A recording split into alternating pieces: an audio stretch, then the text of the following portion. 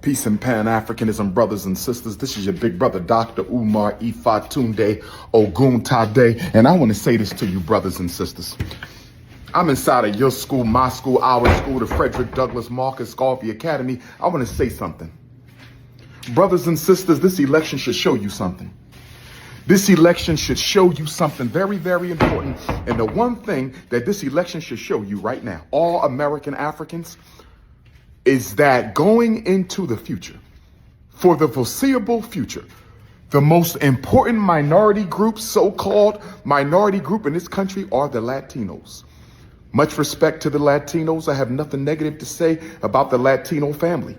But brothers and sisters, 85% of American Africans voted for Kamala Harris, and Donald Trump still won the White House. 85% of American Africans voted for Kamala Harris, and Donald Trump still won the White House. You want to know why?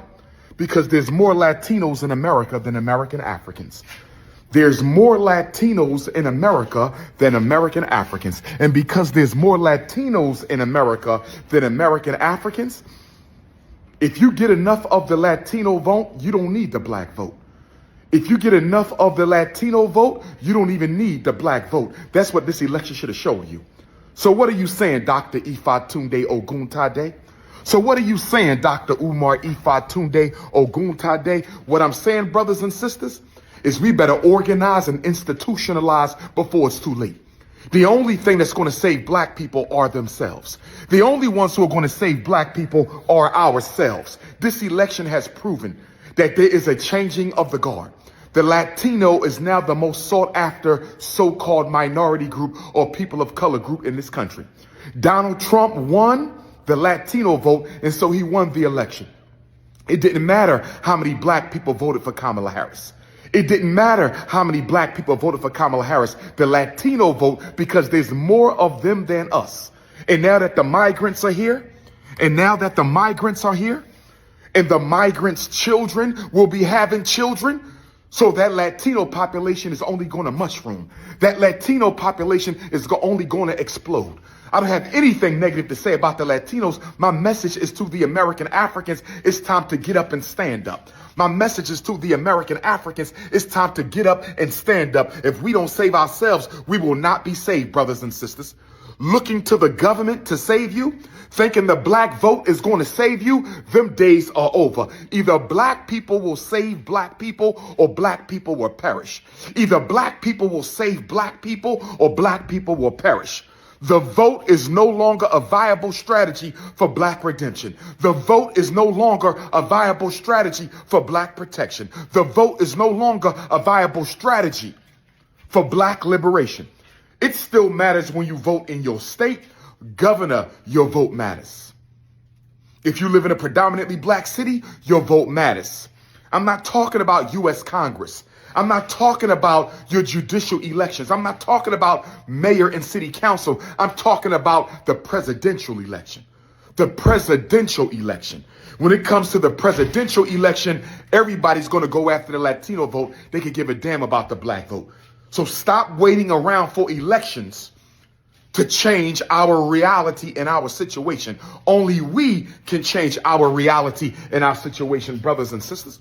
Only we can change our reality and our situation. Hit the Cash App, $ FDMG School. Hit the Cash App, $ FDMG School. Hit the PayPal, paypal.me/FDMG Academy. Hit the PayPal, paypal.me/FDMG Academy. The election has spoken for itself.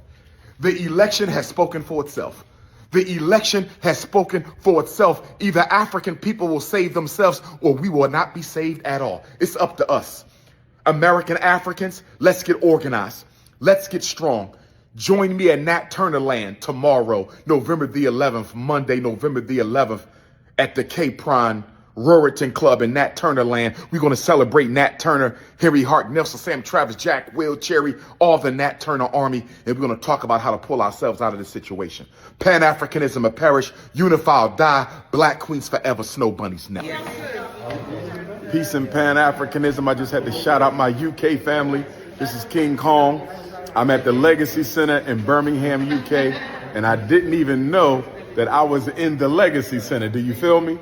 You got Garvey, you got Douglas, And you got the Prince of Pan-Africanism. I didn't even know I was up here like this. That to my USA Africans, my American Africans, I don't think I'm hanging up like this in none of our museums and centers. You feel me?